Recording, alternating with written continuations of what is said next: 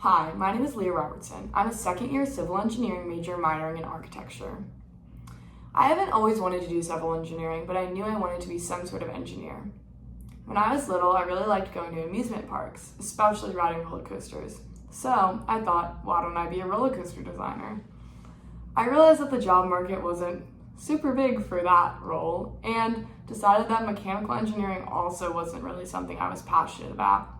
I learned that when I was in a high school club and then eventually leading it. I always knew I was interested in sustainability and also architecture. So then when I was going on college tours and learned about the architectural engineering major, that was something that was very attractive to me. Although Georgia Tech doesn't have that as a major, I thought that civil engineering would be a good choice for me because it's a more general type of engineering that would allow me to specify in structures if that was what I ultimately decided to do, but also would give me a broader understanding of engineering as a whole and make me a more well-rounded candidate for future jobs.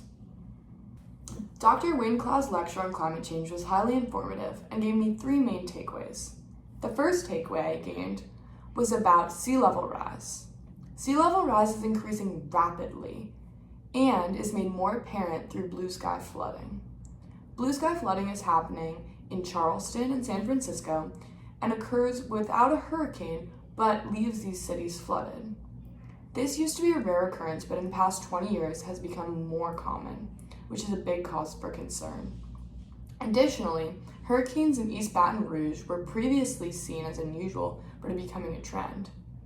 These two instances demonstrate that our attention must be given to these natural disasters and preventative measures must be put in place to keep people safe.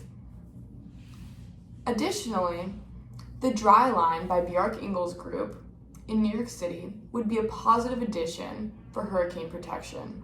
In other cities, hurricane protection has occurred in non-aesthetic manners, but here, the Dry Line would be innovative because it would act as a green space for New York City and allow for protection against hurricanes. I'm from New York City, so this is an interesting topic to me, and Bjarke Ingels is one of my favorite architects. I enjoy his work and think his buildings are innovative, sustainable, and forward-thinking. I think his group was a good decision to be put for this project.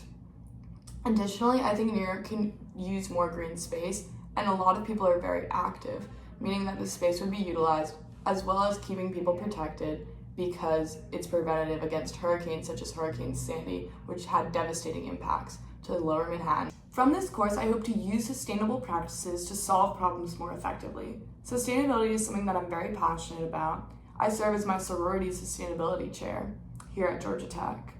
And I think that I have a lot of ideas, but not necessarily the right tools in order to solve many of these problems. So I'm excited to gain the tools through this course and hopefully be able to create more sustainable initiatives in our community and eventually in an actual civil engineering role.